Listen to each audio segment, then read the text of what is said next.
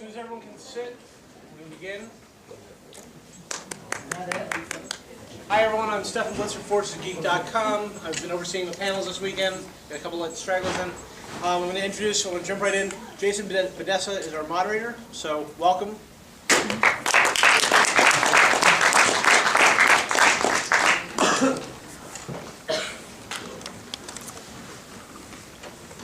I'd like to introduce Peter Mayhew.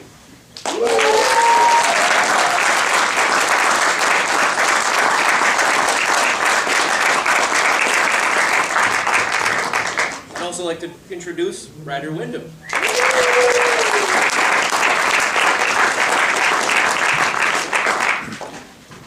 We're going to talk about a lot of stuff today, but I feel as though the crowd is buzzing and it's an elephant in the room, or a dumbo in the room, if you will.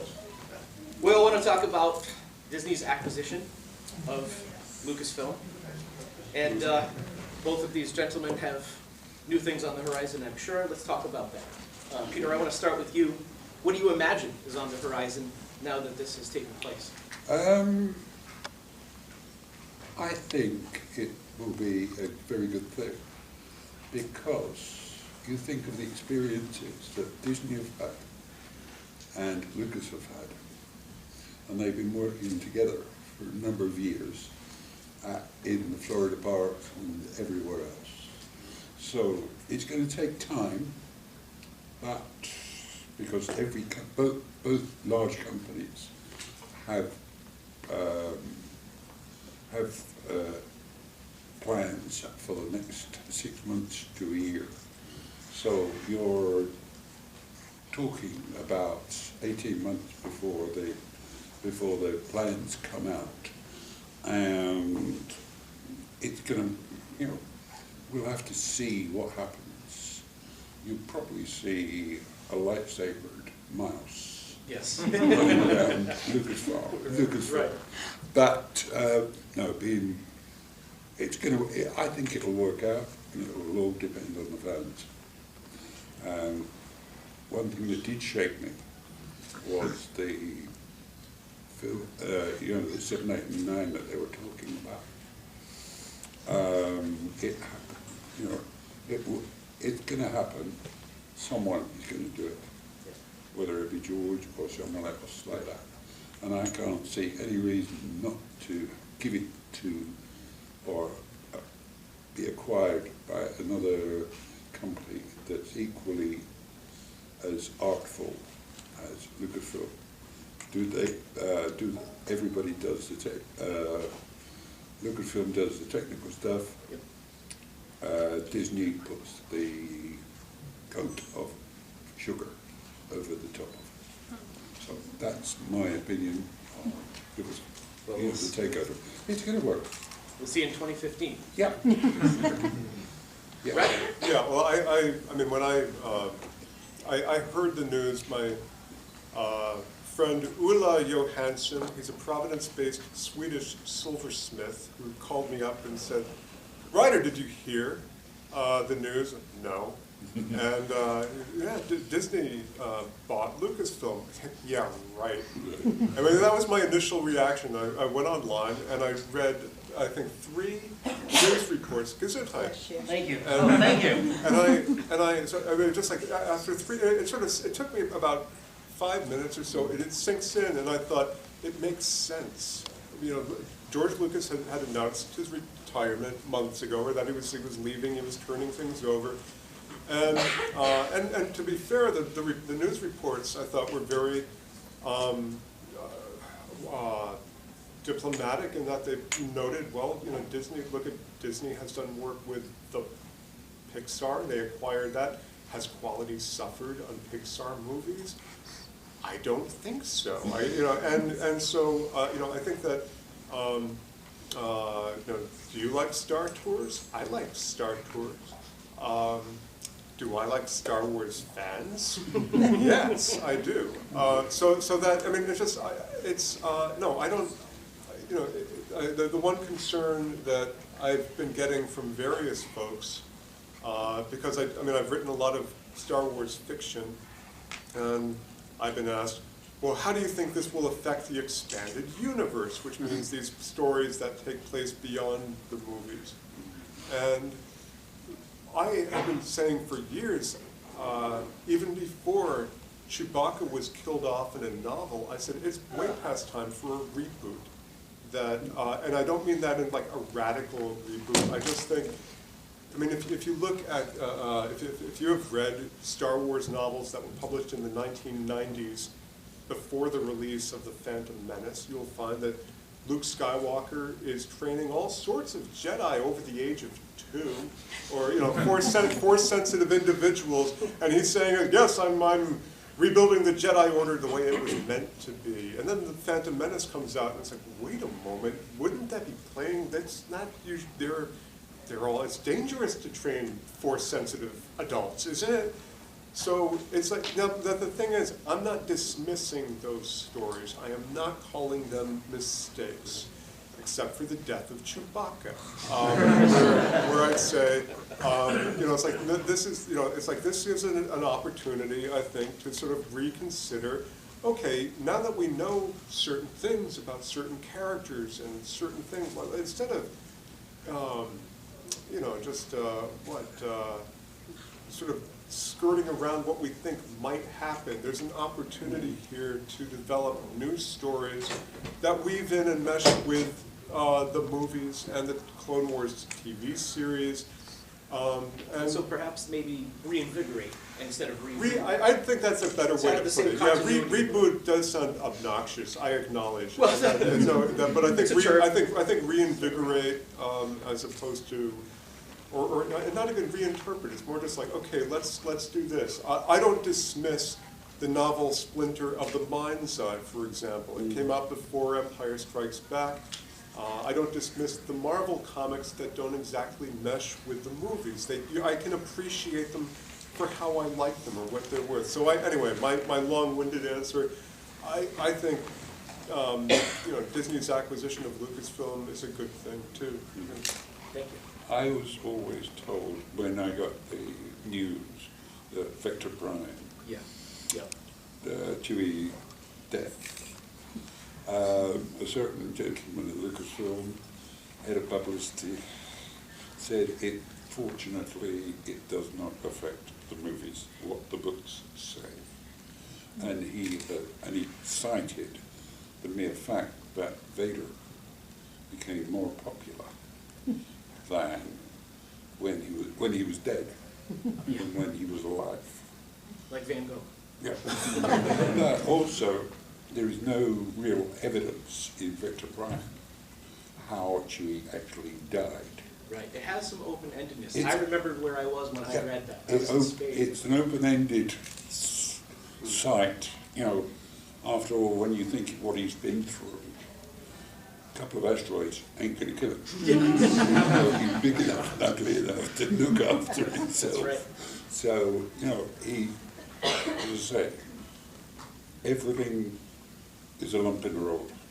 And if we can smooth the lumps out, make this industry a better industry, bigger and yet controlled by a reasonable amount of people, you're going to get a better product. Because everything is going to be together.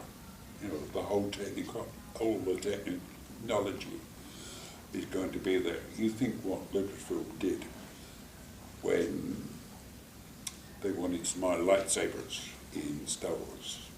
They reinvented the editing machines.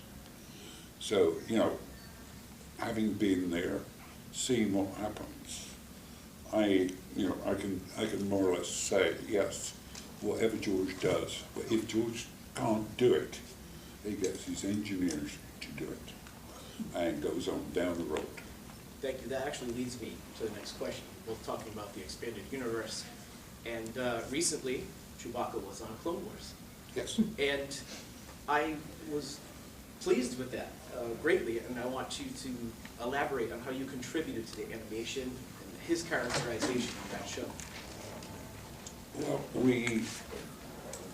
having done most of the movie, all the movies, And at the convention, there was some of the sound guys and other guys on a Q&A.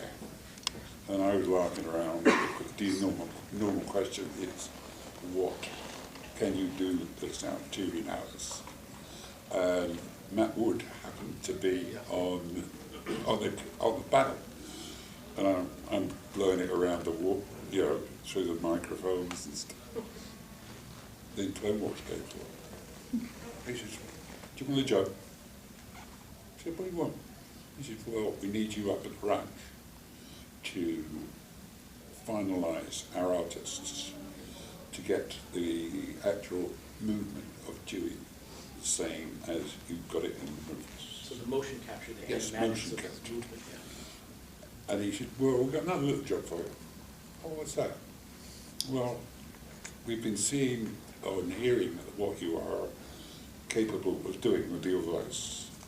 We would like to have you do the voice of Chewie. So now I own, basically, Chewie is me. It's a one-man band, and I love it." Thank you. And speaking of which, your life rights have recently been sold, I heard, perhaps? There's a project. There is rumors. Rumors. It's like Disney taking over Lucas. Right. Ain't gonna happen. But suddenly, there have been, as I say, there's been rumours. Nothing is in print.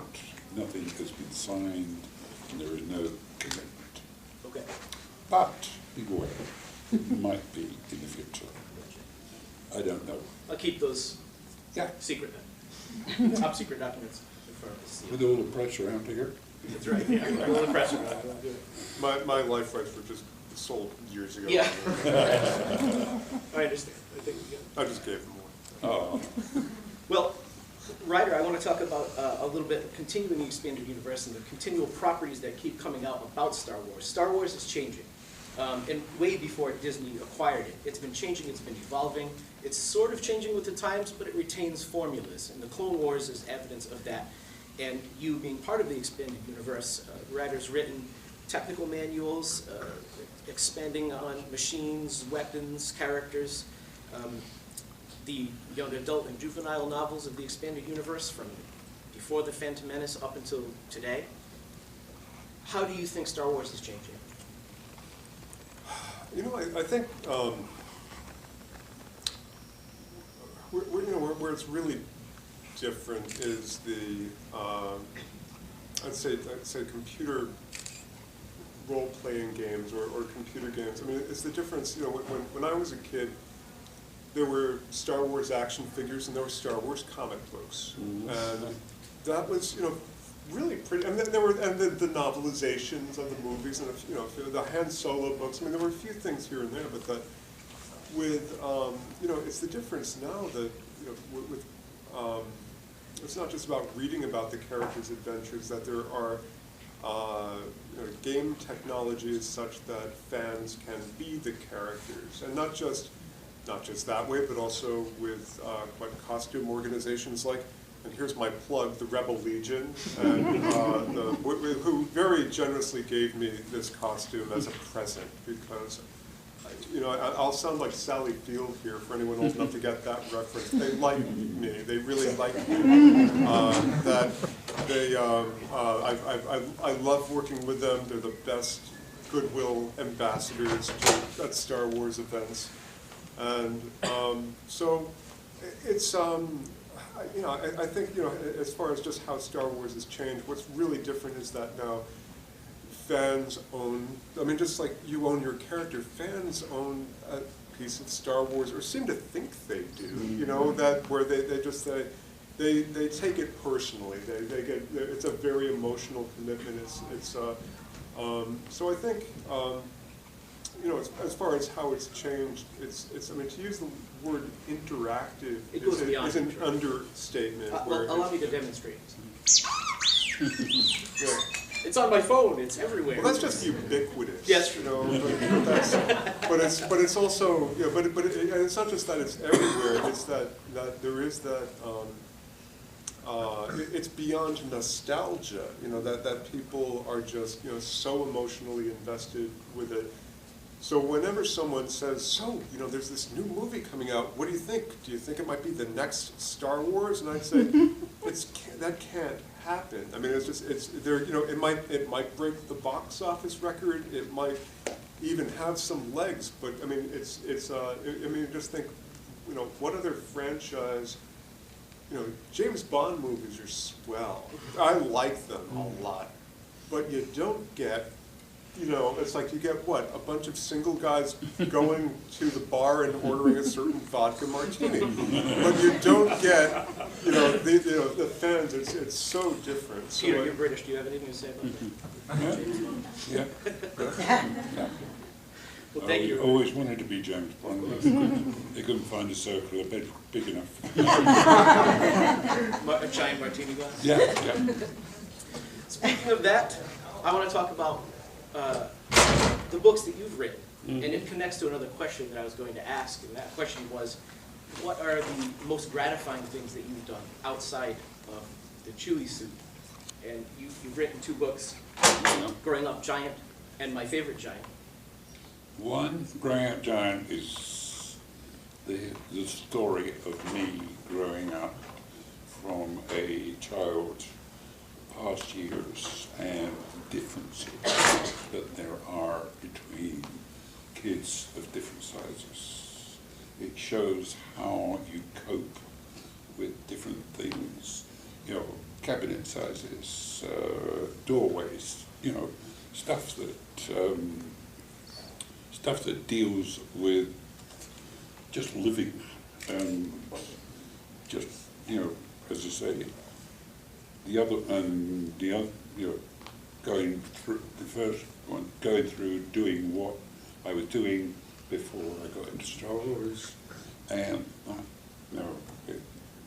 it's an interesting book. It's very well illustrated, and the other one is how the people that you meet, and it's based. This is My Favorite Giant, the second book.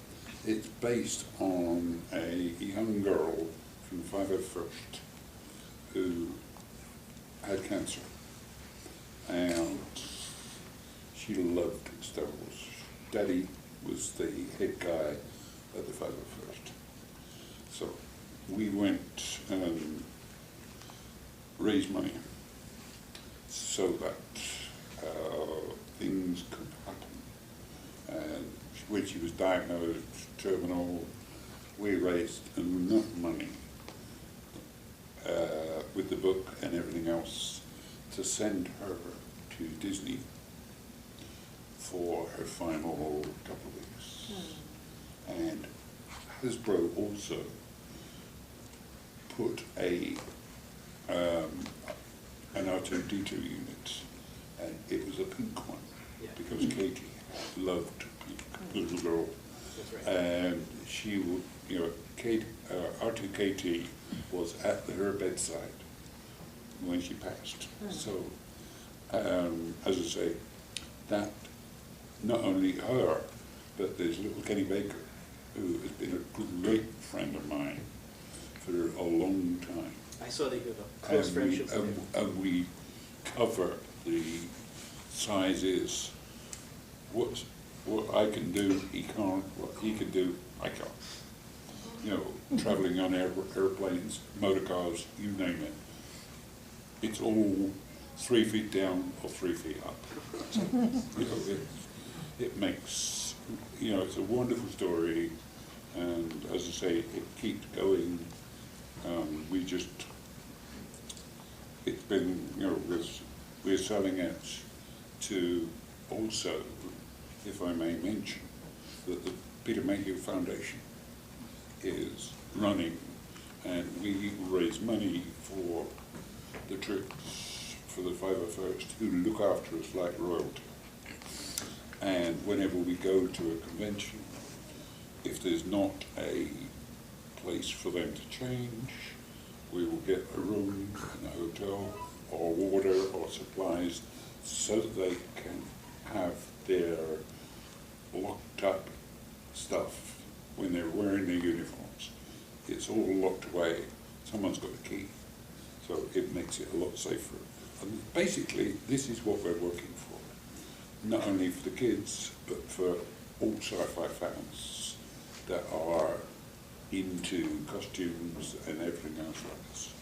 So we'll see how it goes. It's only been going a relatively short time, but we made a lot of money at Celebration this year for Trooper. It goes beyond fandom, definitely. So you can now, as I say, you're there.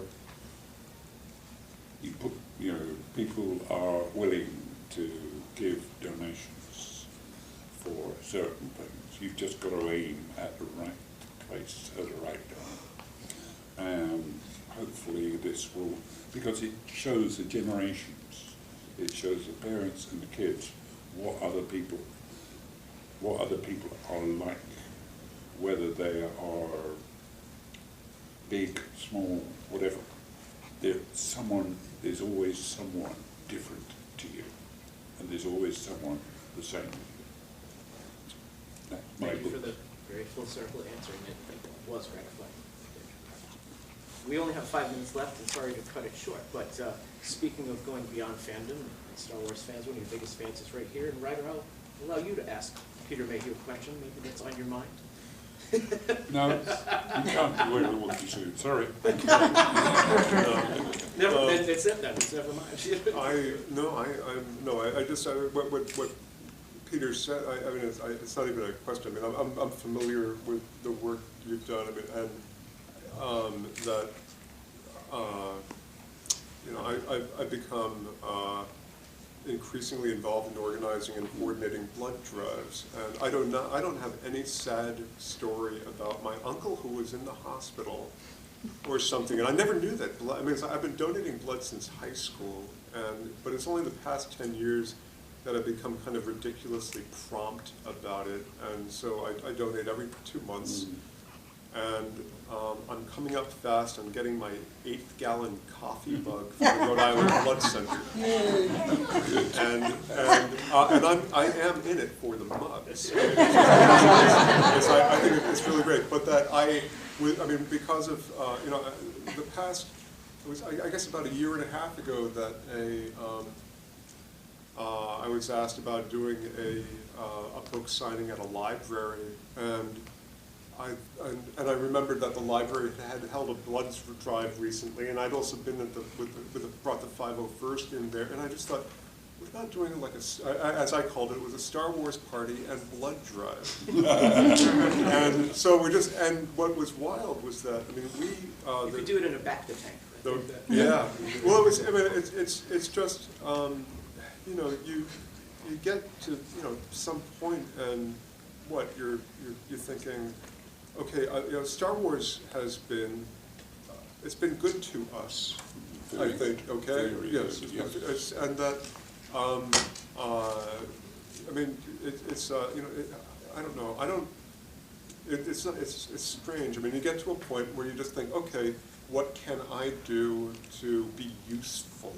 I guess, and I thought it's not even about giving back, because I'm in it for the coffee mugs. But that I'm in it for the coffee. Yeah, okay. That's where blood comes from. So, but I'm just thinking, it's like it's fun. I mean, it's a fun, and if it gets a bunch of kids growing up needling their parents to say, Mom, Dad, donate blood because Ryder Windham's got Hasbro action figures for free, and you donate. It's like, it's nefarious. I admit it. It's like it's no. I mean, I'm just glad that to be associated with. I mean, it's Star Wars is it's beyond friendship. I mean, it's something that trumps a generation, because you get the kids coming, you see. Right. They're that age, then they're up 30s, and then you've got the grandparents, 3 generations. No other movie that I can think of has even touched that. So, and considering that it was a B movie, it's just historical. Yeah. I think the merchandise and all the toys and things, well, originally there were none.